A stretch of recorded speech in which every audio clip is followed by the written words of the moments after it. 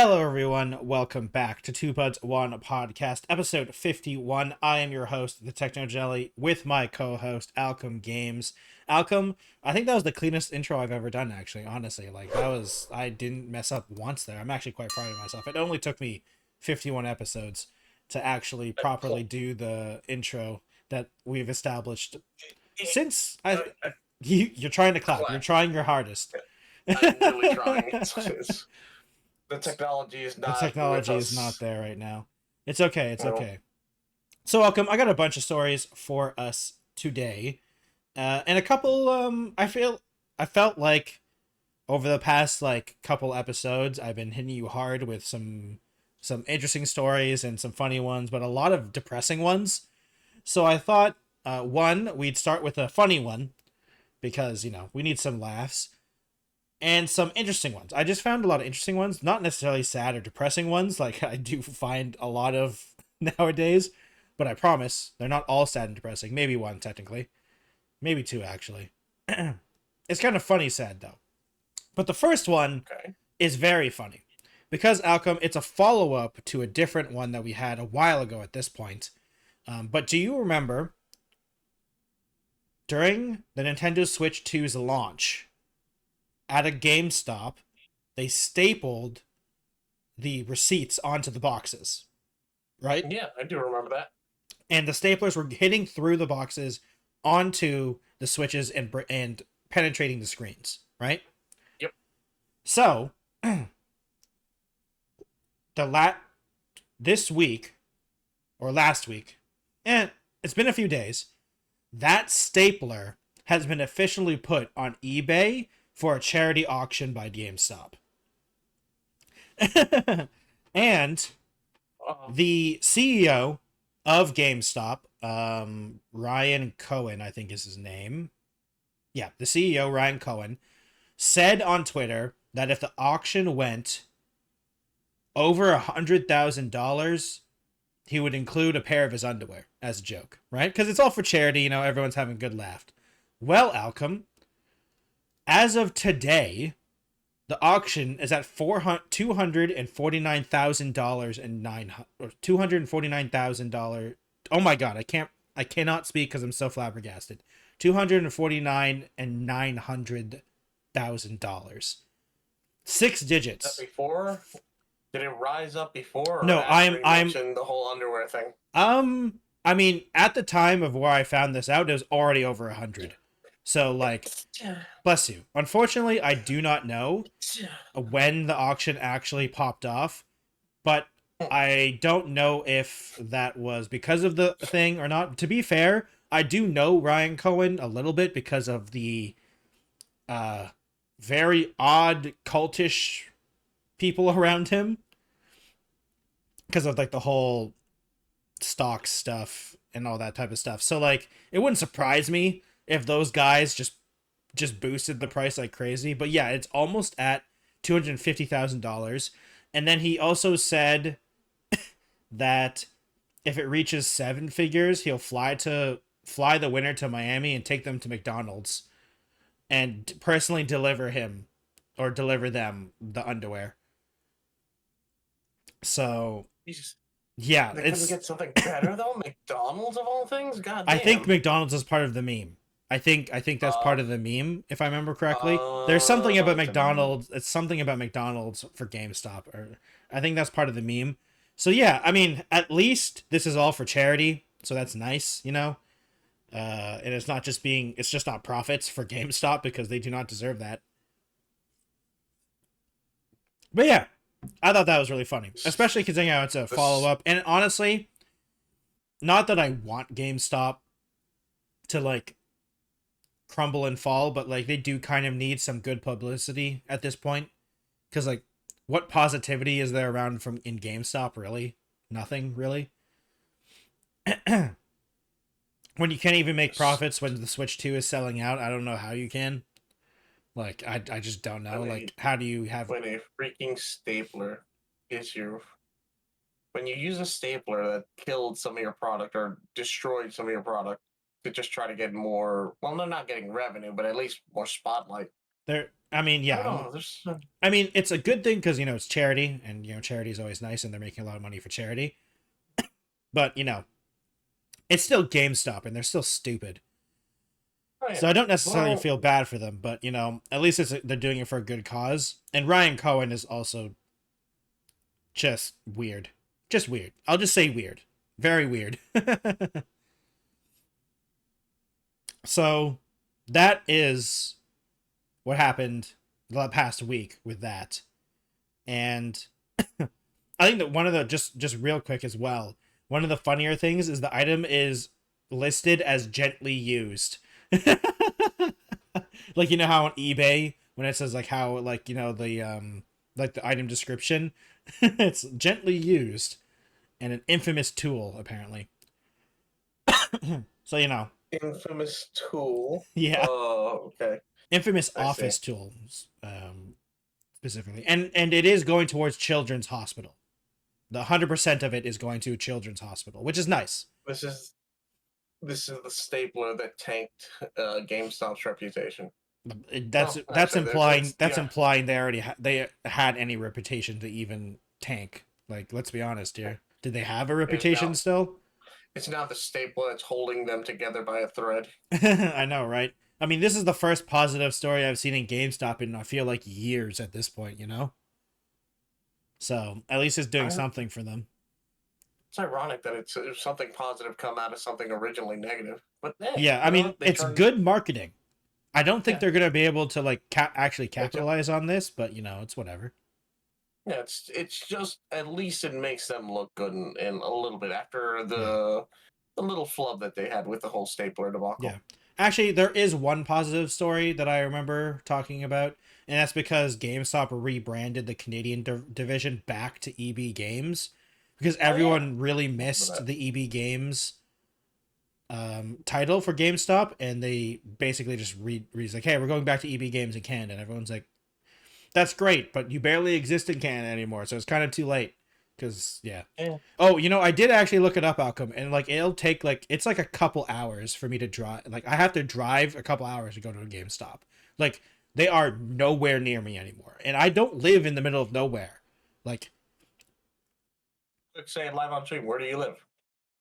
I mean, I have to go to Toronto. I have to go to Toronto. Uh, Like I'm not close to Toronto, but I have to go to Toronto in order to get to a GameStop, basically, which is crazy. Not You know, close to Toronto. Got but it. that's like the majority of the Canadian population. Don't worry, I'm taking notes. I'll eventually Taking find it. notes, you'll have I'm like narrowing it down. it. Not there. Got Okay, and then with going from, I guess, a gaming story that's funny to a gaming story that's I feel like this is probably going to be one of the more serious stories because have you seen Alchem the just craziness around Subnautica 2 recently? it. No, Jelly looks at script. Please do tell me and explain more. What? But No, yeah, I was a bit I of it. was I was like I'm legitimately asking you But yeah, no, I have indeed heard of it. how much have you heard about it? I'm I curious. don't know the full details because I didn't read into the articles that Yeah. I saw posting, but I will say it's really scummy of what the publish is it the publisher? I don't Crafton. Yeah, remember. Crafton Yeah, is the Crafton. publisher. Yeah, it's really scummy what Crafton is doing, but I'm Wait, no, glad to sorry, see that sorry. the actual Unknown. Sorry, I got them mixed up. Crafton are the developers, and Mhm, Unknown Worlds are the publishers. Okay. publishers. I'm pretty sure. Okay. Then Crafton is a developer, but Wait, they're not necessarily the original team. They're basically nope, I got it confused I, again, Alco. I'm so sorry. Unknown I'm Worlds going are to the people who are making Subnautica 2, and Crafton are the people who bought them. I'm sorry. okay. Yes, games publisher As Crafton. Yes, sorry. yeah, look, Crafton. Basically, long story short, Crafton is now basically behind Subnautica 2, and Well, they're the publishing original it. team behind it. Yeah, they're the ones publishing it, but the original team behind Subnautica 2 on Unknown Worlds, they're the ones who. I need you to go over the details because all I know is that it just sounds like they got the raw Okay, end of the deal, so and Crafton is what yeah. happened is Crafton bought Unknown Worlds in around 2019, 2020, right? I'm pretty sure that's public. So they bought them, right? And they bought them after they just released the DLC or the what I can't remember was it the DLC for Subnautica 1? The one where the one that you had penguins and stuff. Was that DLC? Well, you're I talking actually about Below Zero. Below Zero, yes. Was that a separate game or Yeah, was that DLC? that was a separate game. That was okay. So they just finished that. And then Crafton bought Unknown Worlds and basically immediately started working on Subnautica 2, right? Because Crafton bought them. And they're like, hey, work on Subnautica 2. Because we just bought you for millions and millions of dollars. And they're like, yeah, sure, that makes sense. So it's going along. They're working on it. And a week ago, roughly now at this point, a couple days ago, the 3 co-founders of Unknown Worlds were fired. Or, okay, the 2 co-founders and the 1 CEO were fired from Unknown Worlds, right? Which is basically out of nowhere. Because from what everyone can see from the outside looking in, Subnautica 2 was perfectly going well. Like, they had a couple things coming out. I think they had a big thing come out a year or 2 ago, I feel like, and they've had screenshots and stuff like that. So that happened, right? And then, like, literally the next day, because the 3 guys that were fired, they had some statements and stuff like that, but the statements were pretty generic and nothing like crazy incriminating or anything like that. The next day, something was leaked that Unknown Worlds had a deal with Crafton that if okay, sorry, no, I got a little ahead of myself. The next day, the new CEO of Unknown Worlds delays Subnautica 2 until next year, 2026, right?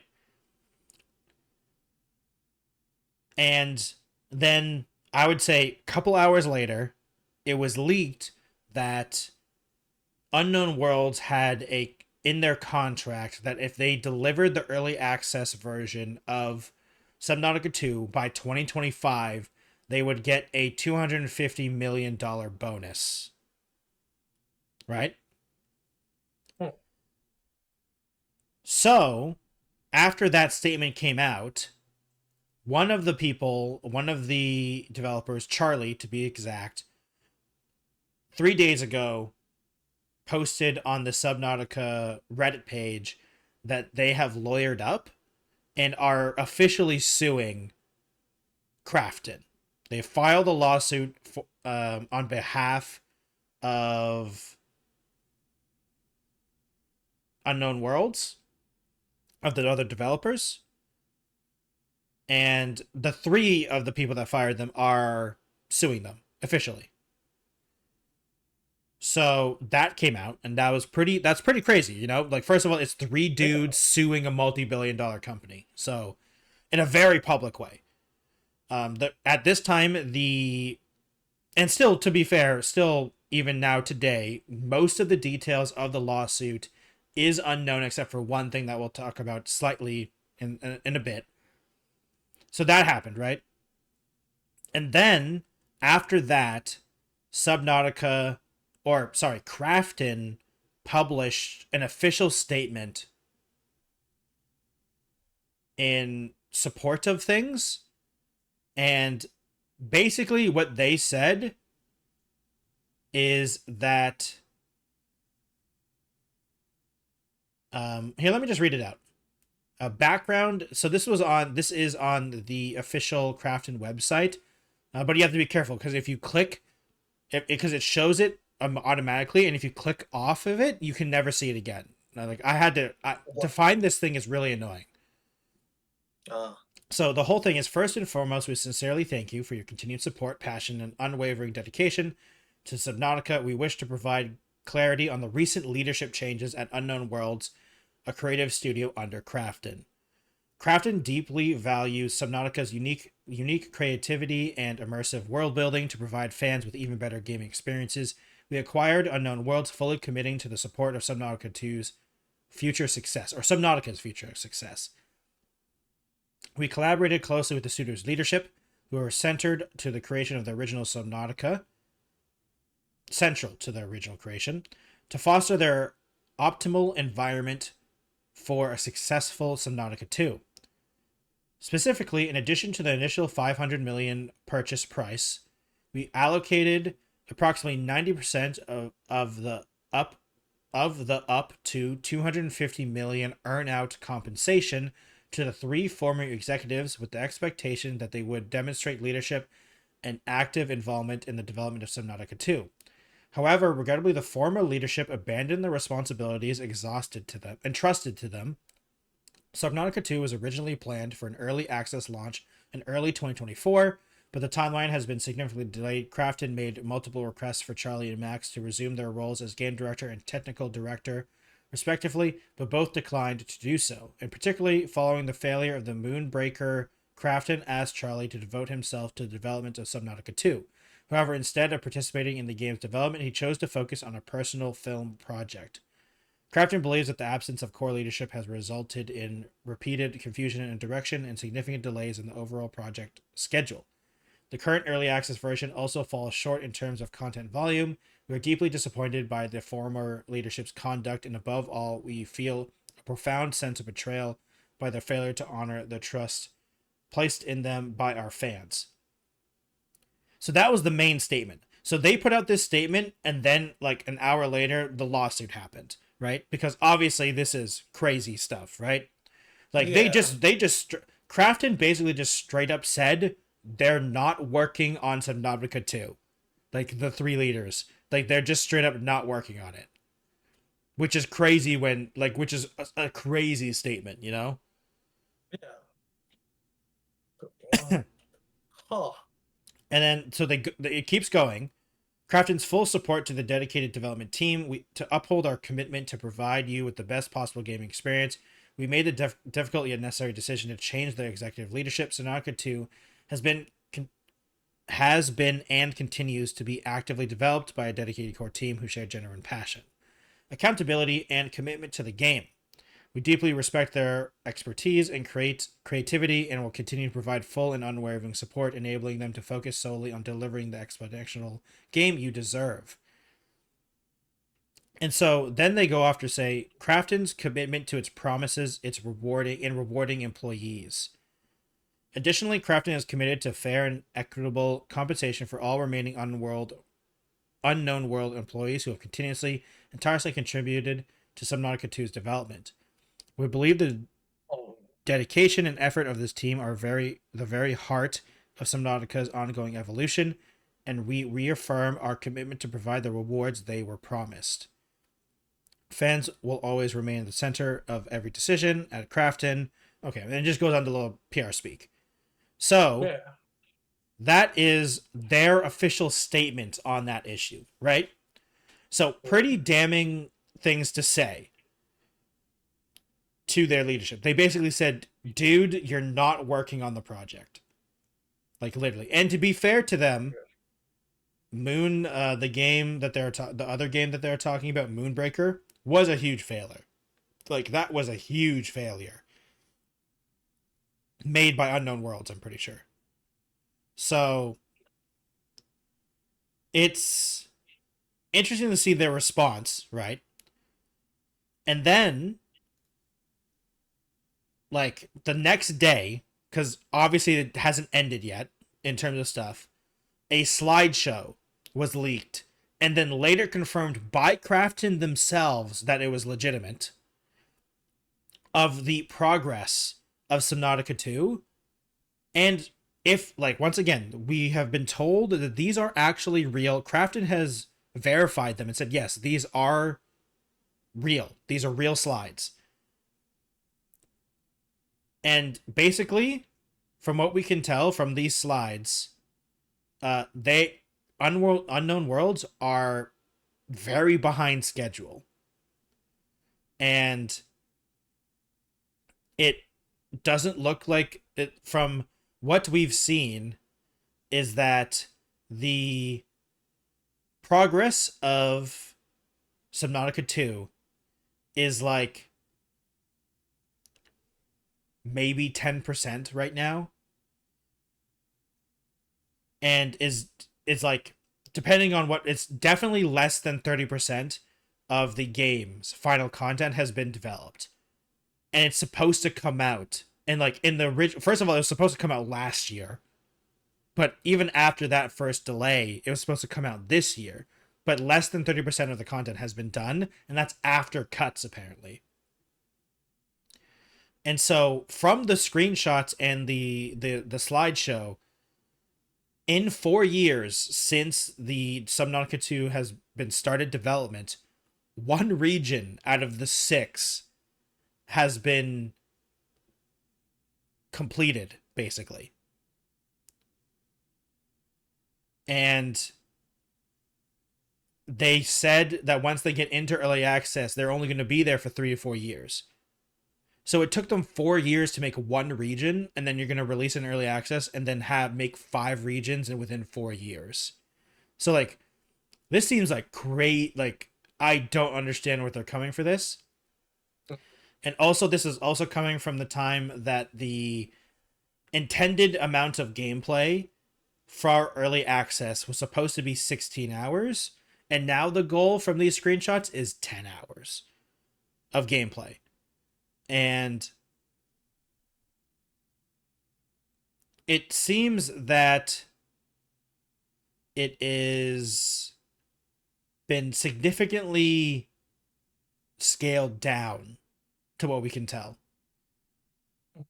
And it seems like these changes also happened in 2023 too.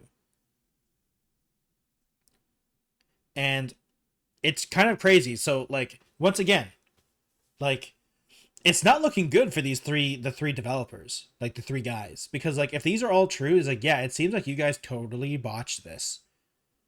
Like, don't get me wrong. Like, I mean, you and I have talked about it all the time. We talk about it in all types of games. Making games is hard, and it's very difficult to follow the plan. But like, this is a catastrophic failure of the plan, you know? Like, yeah.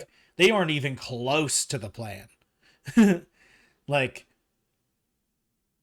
it's so interesting to see that it seems like Krafton, at least a little bit, like, I don't want to give them full credit because they are still a corporation, and a corporation will do anything to get its way.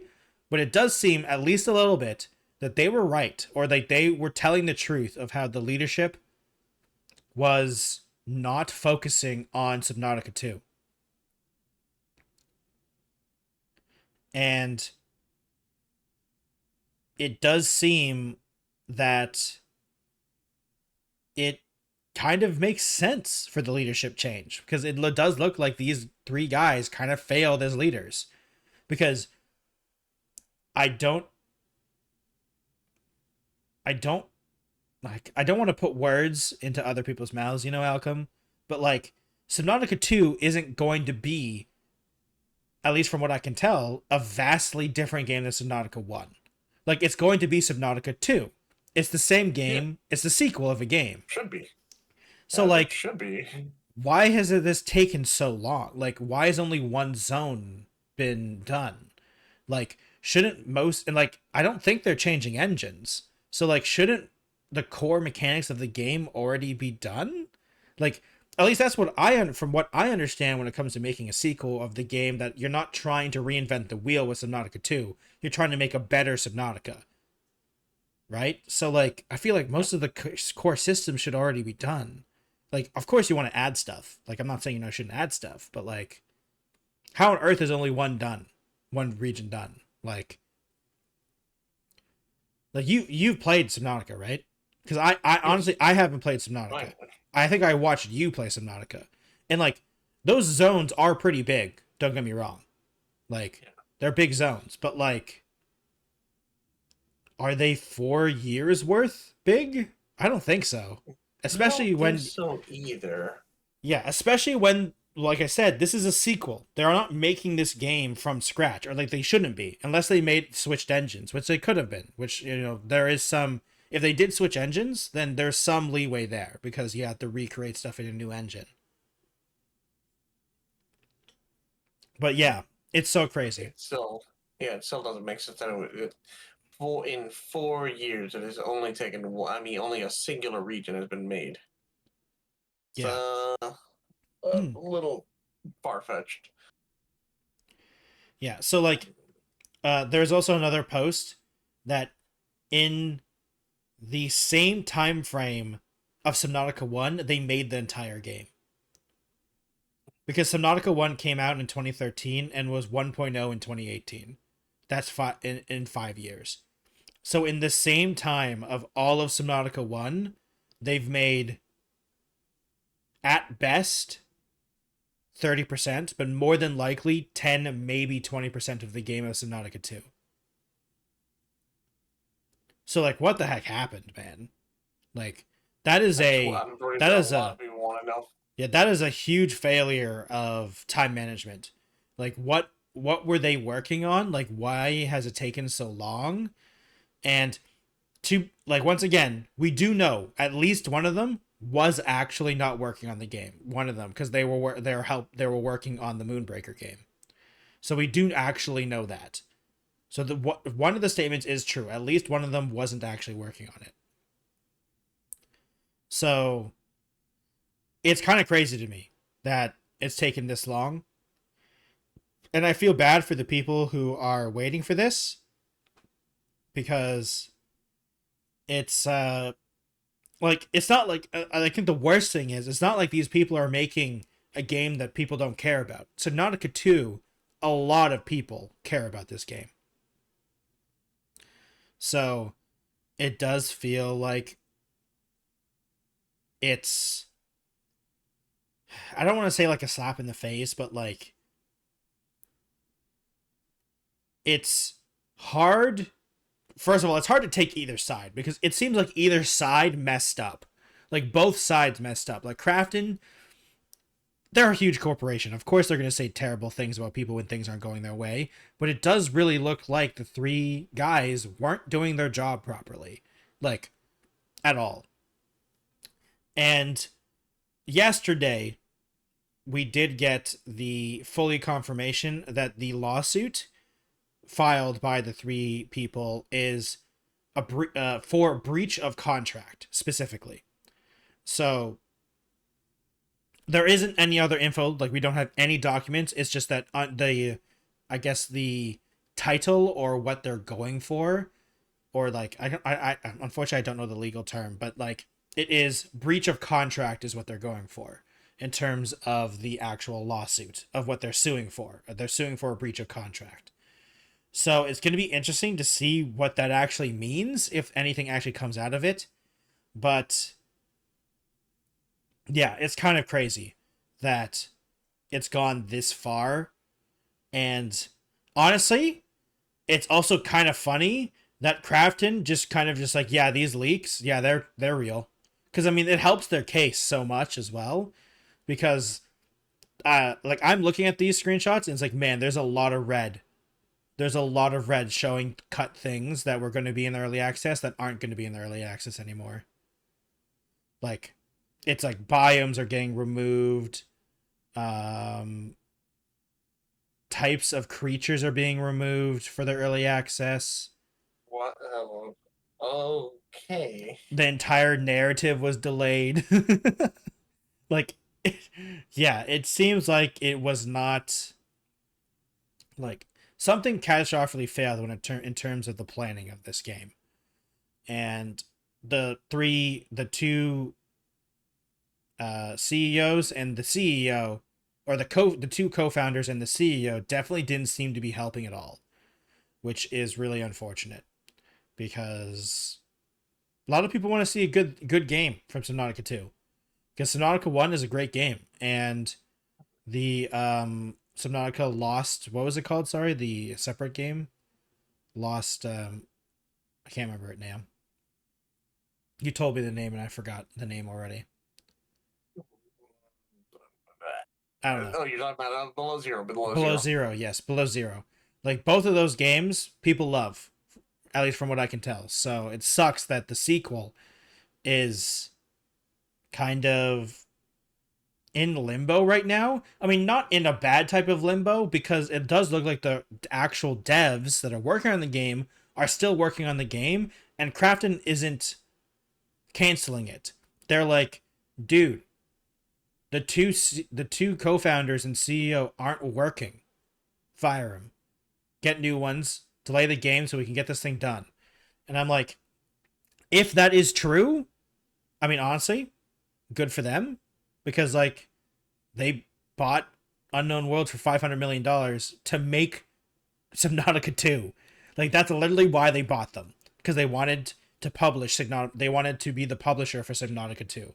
So it makes sense that they're frustrated. They're like, dude, this should have been, like, you guys told us 2024. It's been delayed, and you were supposed to be releasing early access, and the stuff that you said was going to be in the early access isn't even there. So like I can if once again, if all true, I can understand their frustration on the pure business side. Yeah. So it makes sense. So I guess we'll see what happens in the actual, like, if the lawsuit goes past anything, because I mean it is just three dudes suing a multi-billion-dollar company. So that generally doesn't go well unless you have a really good case. But I don't know, man. I don't know. The future looks very bleak for this game to come out. I mean, I still think it's going to come out. The problem is that, like, it sucks that now forever Subnautica 2, when it does come out in early access, I feel like there's going to be a lot of people that aren't going to get it because of this. Because they're worried of what's actually going to be there. Because, like, for gamers, all I can see is that, like, 10 to 20% of the game is done. And like early access was supposed to be 30%, and you can't even get to that. Like, what the heck happened? Like 10 hours of content? Like, how much are you charging for 10 hours of content? Like, and like, we're not, like, Subnautica 2 isn't going to be a single player story driven game. Like a good single player story RPG or whatever, that's 10 hours. You can argue that a lot of people were like, yeah, I'm down to play that, you know? A good campaign that lasts 10 hours, that's like, whether it be linear or not, like, a lot of people will be totally down for that. But an open world survival crafting game that has 10 hours of gameplay, I'm sorry, that's a death sentence. Like, Yeah. even the, what's it called? The one that you've been playing a little bit a couple weeks ago, the RuneScape one, like, even that one had more content. Like, that one was pretty content light, but it still had more than that. You know? Yeah, and hopefully there's more on the way. Yeah, and there's more on the way. Christ. But yeah, no, if you have that style of game and your gameplay in the amount of time you can finish it in one sitting. Look, for an intense gamer, one sitting, then yeah, it's not going to be worth it. I mean, nowadays, 10 hours of gameplay, that's like a shooter. That's like a FPS, like, you know, main that's like a Call of Duty campaign. It's Call of Duty campaign, yeah. That's not a survival craft game. If your survival craft game is 10 hours long, then you fucked up. You fucked up. That's like long and short of it. You didn't do it right. Go back. Yeah. That's quite messed up. Here's honestly hoping that they can get everything, you know, properly done and give us a decent title for Subnautica 2, or a decent sequel. Yeah. Hopefully. I mean, luckily, hopefully, depending on how this lawsuit goes, and if Krafton is just, I mean, luckily the developers probably aren't going to be affected by this too much, because they're just going to continue working, right? Because they're not really involved, technically, I feel like. Yeah. But totally so I scrap the idea. No, I honestly I don't believe they would, because Krafton is kind of banking, like, I think there's been too much work that's already been put into it, because they still worked on this for almost 5 years, right? And hopefully with better leadership, or more, not even better leadership, just more defined goals, because it could be just a thing of where there's too many, like, because there isn't someone telling like what needs to be in the game, there's too much scope creep maybe or something like that. But we'll see, I guess. Yeah. So speaking of All we can do now. yeah, speaking of catastrophic failures, though, uh, Alchem and I played a game that no longer is going to exist soon, and that is Wargaming Steel Hunters. Steel Oh, Hunters. God. So Yep, Steel Hunters. yeah, Steel Hunters. So Alchem, you and I played that game together, Yeah, and like 20 years. So. I thought it was all right. Like I didn't hate the game, but it died so fast. Did you actually play on launch? I'm going to be real with you, Alchem. I didn't even know this game launched. I played. Okay, when it launched, no. When it was like no, because we played it. Launch. We played the beta. We played that open beta, and then I didn't even know. I didn't even know it came out, and now it's shutting down. Like that's hilarious in like the most sad way. It's being added to the live service graveyard. It did last longer than Concord, so I guess golf clap to them. Lasted longer than Concord, give them a medal. Did you see the player counts though? I saw the player counts. No. It was like 3,800 something. Like they didn't even crack 4,000, or like maybe it was like they just barely cracked 4,000 or something like that. It was not good. I feel like sometimes I feel like I will say this. Sometimes I feel like knowing the player count can sometimes kill a game. Oh yeah. If you already know the number's going to be low, if you already know the number's going to be low, it's going to discourage people from even trying to join in. Oh yeah. Thus impacting it. It 100% does. It's another way to tell how successful a game can be, which it sucks. It's like a double-edged sword. Yeah. It helps you determine if it's more successful, but in knowing, it also discourages people who weren't in the game already to not want to get in there to begin with. Which, because like when Marvel Rivals is popping off, I can guarantee you there's a bunch of people who didn't play Marvel Rivals assuming it was going to die within like 2 weeks because of Concord, and then they saw how many much players it is, and they decided to download the game. Yeah. But it's the exact opposite for these guys. I'm honestly okay. Alchem, you've played both of them. I haven't played it yet, but when I was reading about this, a lot of people said Mecha Break is the reason this game flopped hard. And honestly, from someone who hasn't played Mecha Break, I disagree, because I think Mecha Break and Steel Hunters just like they're technically both third-person mech games, but both of them are very different games. Because one of them's a battle royale, and the other one's like a hero shooter, basically. Right? So, like, I don't think Mecha Break is to fault here of why Steel Hunters failed. I think it's mostly Steel Hunters' fault. You know?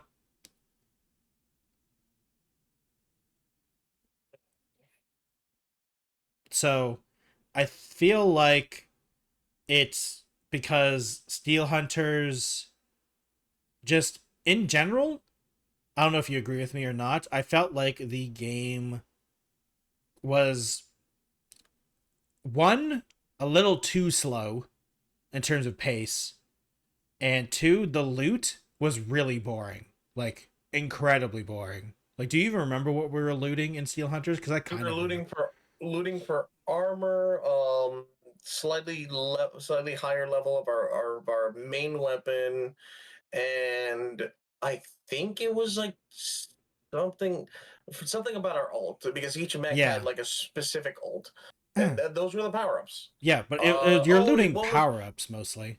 Yeah, one was your defense, the other was your basic weapon, and then the other was your ult. So those were the three power-ups you could potentially get. Yeah. And but yeah, I mean, it was basically just an arena battler with mechas, and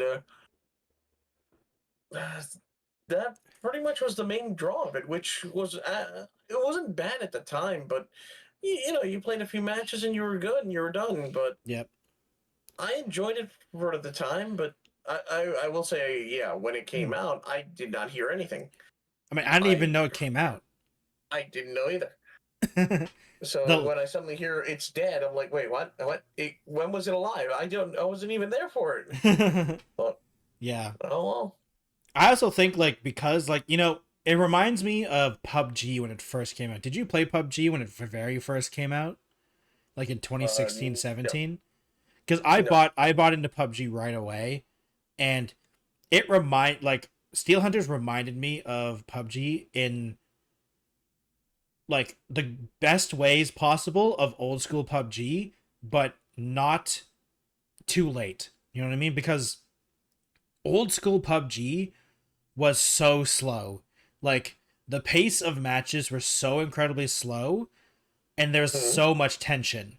The problem is with Steel Hunters is you have that same amount of slowness and a quicker match technically, but the things you're going to do aren't as exciting and the fights themselves, while fun, like there was nothing new about them because like in PUBG you were looking for new guns, you're looking for better armor, but the big thing is you're looking for different guns. But in Steel Hunters you were looking for power-ups to get better, to have your existing abilities to do more damage or do whatever more. Your abilities never changed, you know? So like the looting wasn't engaging. You're just looking for basically up arrows for damage or whatever, you know? So Yeah. it was kind of like there you're always thinking about where to go next in like like beginning PUBG, and in Steel Hunters you were always just searching for the next fight because it really didn't matter. Like Yeah. because all you did was more damage. And also another big thing I feel like, and I can go back to things like arc raiders, and even even Marathon had a little bit going for it as well. But like the PVE fights against those random robots in Steel Hunters Yeah. was useless. Yeah. They had no fighting back. Like you two shot all Mhm. of them. Like there was no Yeah. fighting back. It was just yeah. You just basically wiped them out to get whatever small little boosts you could, but your Yeah, main target was the bigger the other players. mechs. No, well, there were like slightly bigger mechs where you can get better chance at higher Yeah, but loot, they didn't fight back. but yeah, they didn't fight back, and yeah, the main purpose of that was just to draw everyone together, so then you can Yeah, start taking out others. So yeah, yeah. It just I think the problem with Steel Hunters is that it failed on every aspect. The looting was boring. The fighting was fine, but and the PVE activities was boring. So like, if people didn't enjoy the fighting, there's nothing to do in this game, right? And like, it just didn't make a good impression as well. And I don't even know if I even leveled up once during the beta because I played a bunch of matches. I don't even think I leveled. I maybe leveled up the mech once and upgraded one of my abilities once. To be fair, it's also wargaming, so the grind is insane because it's based off of World of Tanks and World of Warships, right? So like yeah. the grind for a free to play player is insane unless you want to buy currency Huh. because it's wargaming. So it had everything against it, and then Mecha Break came out and it was just a better mech game. And I don't think it's because of Steel Hunters because I don't think Steel Hunters had a chance. I honestly don't think. I think we'd still be talking about this even if Mecha Breakers didn't come out. Because honestly, they didn't really come out at the same time because Steel Hunters has been out for like a couple months apparently. Like it's been out for months and no one's playing it. And then Mecha Breaker came out and just like you can't even say it stole its players. It didn't have enough players to begin with. Didn't have the player base to begin with, and Like now you well, can't steal what you don't have. yep. It's like saying that Overwatch stole Concord's players. Or Marvel Rivals stole Concord's players. I can't believe they did that. How could they? I know, right? So yeah, so I mean that's interesting, but also very sad. It's another live service game to add to the graveyard I'll of get the shovel. yeah. I God, there really needs. There, I mean, it's that meme will never die. That It'll one never. meme of like the Grim Reaper going to every door, like just, Mm, uh, just that one just the next is just one. never gonna die. It's the It's like next you're one. just opening the next door, the next live service game that's gonna go down. To be fair, the last live service game really was Marvel Rivals, and it didn't die. Like people can argue that it has its own problems right now, but like it's still got a decent player base. And I would argue that it also like turbocharged Overwatch 2 because Overwatch 2 finally has the 2 in it. So uh it's interesting. It also makes me want to play Mecha Break more, but I keep forgetting that that game exists. I have it installed. I'll have to hit the play button eventually. I will do it at some point. So Alchem, the next couple stories are actually not video game. They're kind of like video. One's video game adjacent, and two of them, No. I think you would find funny. So, Alchem, the we have to hold a funeral for Nvidia, the graphics card company, because Nvidia no longer sells graphics cards. They are an AI chip company now, and by being that, they have now become number one in the world. They are now valued with a market cap value of 4 trillion US dollars. They are number one. They are beating Microsoft, Apple, Amazon, and Google. And it's not really that close. Like Nvidia is at 4 trillion US dollars and Microsoft is at 3.75 trillion US dollars, which you say, "Oh, that's not too bad. That's only 0.25." But it's 2.25 trillion. So like it's still a lot of money. So yeah, it is. Nvidia doesn't sell graphics cards anymore, Alchem. It's also been out that 98% of the revenue from Nvidia is from AI chips, basically now, and the rest is everything else. So like they don't even make money from graphics cards anymore, which explains why the new series always suck now, because they literally don't care because they're not making money from it or like they can make money from it, but they're focusing on the AI stuff.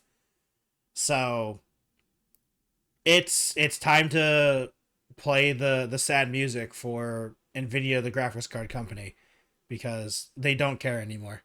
They're an AI company now. Play the sad violin. I can't. My graphic card can't handle it. It's true. It's true.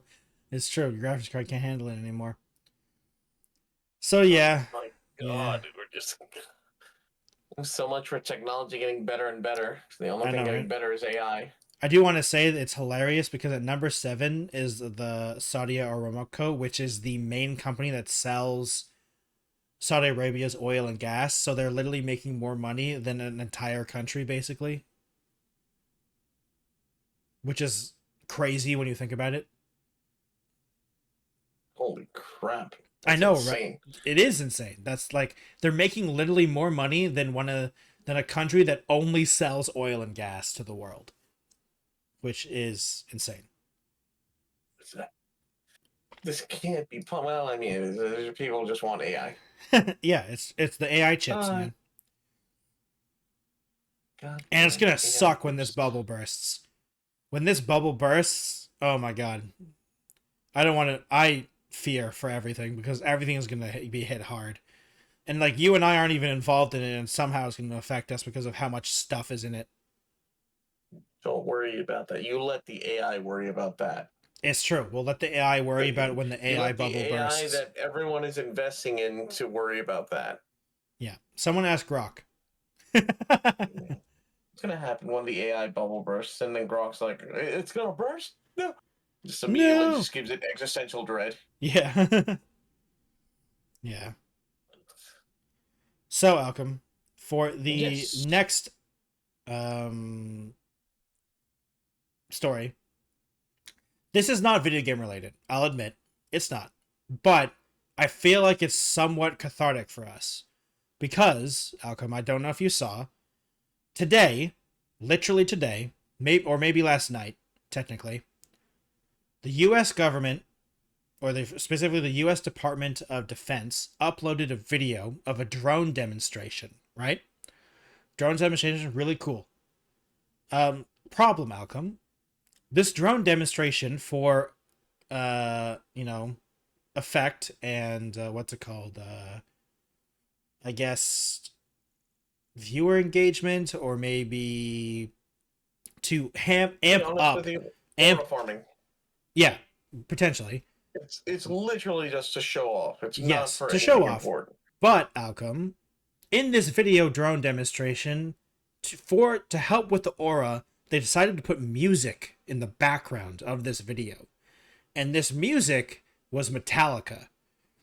And today, Metallica They paid a lot for that. no, they did not, because Metallica sent the DMCA strike to the U.S. Department of Defense, and then they had to take down the video and re-upload it without the music.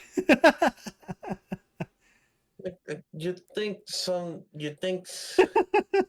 someone would have been like, "Hey, we can't do this without their permission," or you'd think they would have had the foresight to just, contact Metallica and be like, "Hey, can we use your thing? Can we get the permission or rights to use your music for this little video since we're gonna poster it on literally the White House's account just to show off our military?"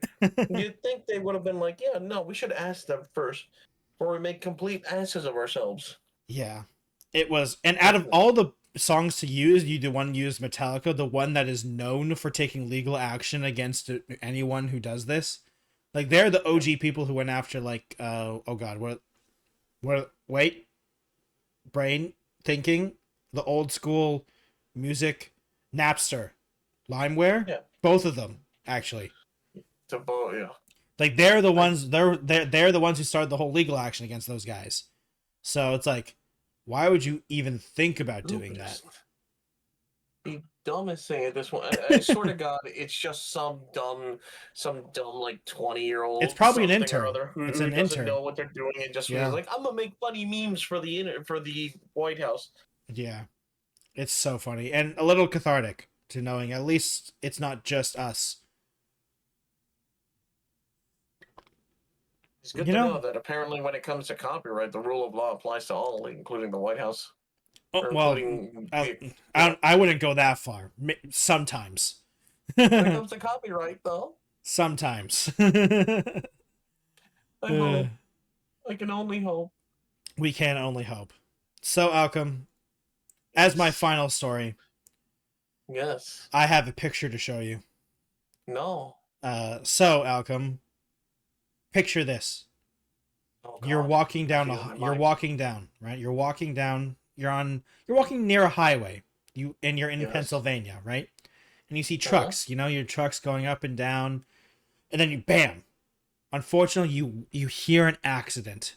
You're like, "Oh no, something happened." A car crash happened, trucks hit each other, and then you walk up to the highway to see this carnage, and this is what you see on the road.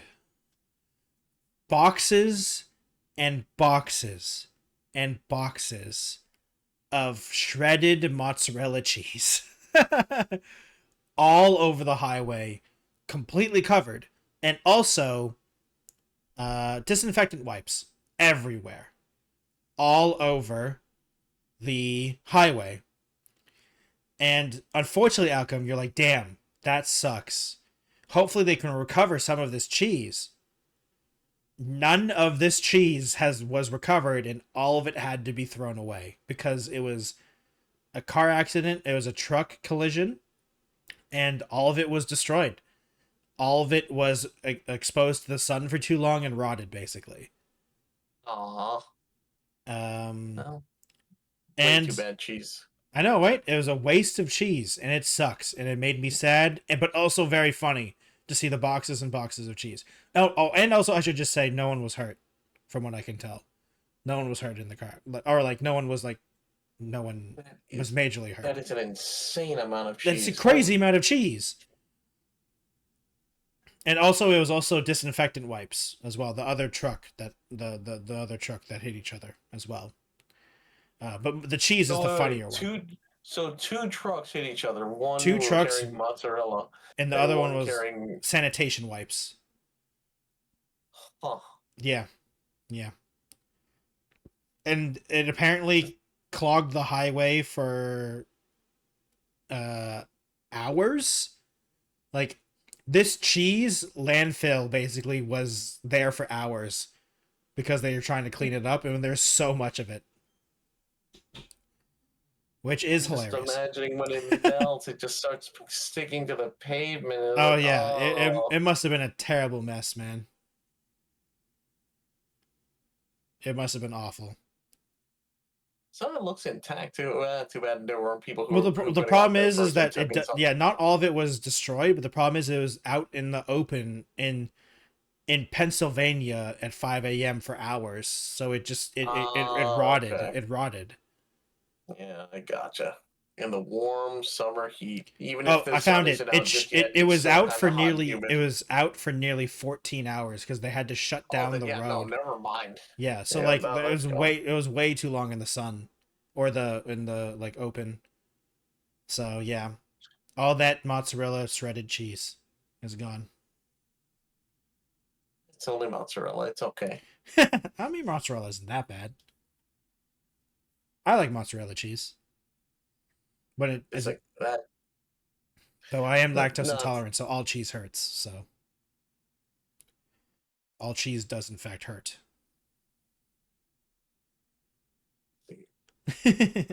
just looking. I'm just looking. I'm still looking over the image. I'm just seeing boxes and It's boxes just and so many boxes of boxes, cheese. so many boxes of So look cheese. at all that cheese. Yeah.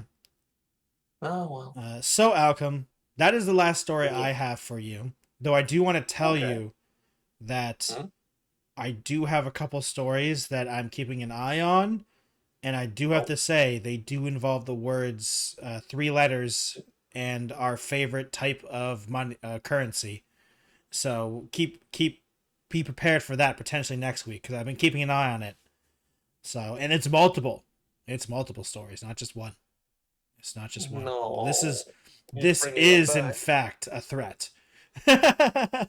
He's bringing them back. Those things should be dead by now. It's that Alchem. I really wish I wouldn't bring these stories. Like I really wish there wasn't any more It's gonna keep stories. coming up because it's gonna keep coming back up because those behind them are eagerly pushing it to become more and more of a mainstay thing. Yeah.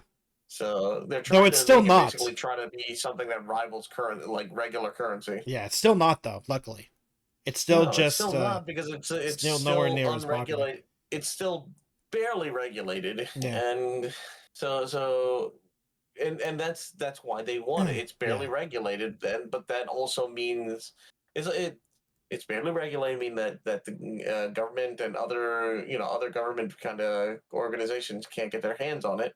But it also means people are going to abuse the hell out of it, and it's not really the most stable kind of currency.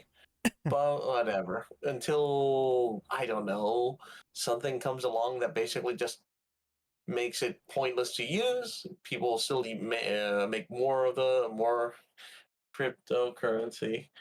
Yeah. And keep making more. It hurts me when I have to hear the word NFT. So I guess one small update that I told you that I might do, I didn't end up doing because I had to like make like a wallet and stuff like that. Is that I never ended up playing the Maple Story universe thing because I was like I don't want to no, I refuse. So I am keeping an eye on it, but this one is like I don't want to say successful because that it seems to be doing okay, at least from my cursory glances every once in a while. But that being said, like their Twitter posts get a lot of engagement, but like it's because they reply to like every single comment almost. And also I feel like a lot of it's bots. It might be bots. I don't know. It's hard to say. It's really difficult to decipher sometimes. And I also don't want to go too deep into it, So, yeah. So that is the stories for this week. Unless you have something else to bring up, Alchem? No. Okay. Well, then why don't you do some shoutouts? Welcome, everyone. I hope we have reached the end of our podcast. Those of you who are interested in me and what I've done and my contribution to the podcast, hi, my name is Alchem. I'm usually the guy on the far right. On Twitch, you can find me streaming live where I play a wide variety of games. I am a Tanuki-themed VTuber. And yeah, you can catch me on Twitch, to YouTube, and sometimes posting stuff on TikTok, where you can watch, enjoy, have a laugh, and if you want to, you can even throw a little bit of support my way. But you can always catch me here on Sundays, our usual time, unless something happens. Yep. Unless we have to advise you guys ahead of time. But yeah, where I co-host the Two Buds One podcast alongside the Techno Jelly, who will now take it away. Yes, hello everyone. Thank you for watching today's episode. Please subscribe to the YouTube channel at the Techno Jelly that I post, where I post a lot of the Two Buds One podcast. But breaking news alert! I have finally done it, Alchem. Two Buds One podcast is now uploading on Spotify under Two Buds One podcast. So if you would like to check out Two Buds One podcast on Spotify podcasts, go check that out. I have no idea how to link to it, so I'm going to apologize because I don't understand, and the link that I tried didn't work. It's what I was talking to Alchem with at the very beginning, that I didn't tell him necessarily what I was working on because I didn't want to spoil the surprise. But yes, I will be uploading Two Buzz One podcast onto Spotify, and hopefully I'll figure it out. The first episode should already be on there. I am uploading all the backlogs of this, and eventually it will be caught up to us. We'll be uploading once a week, just like the regular show.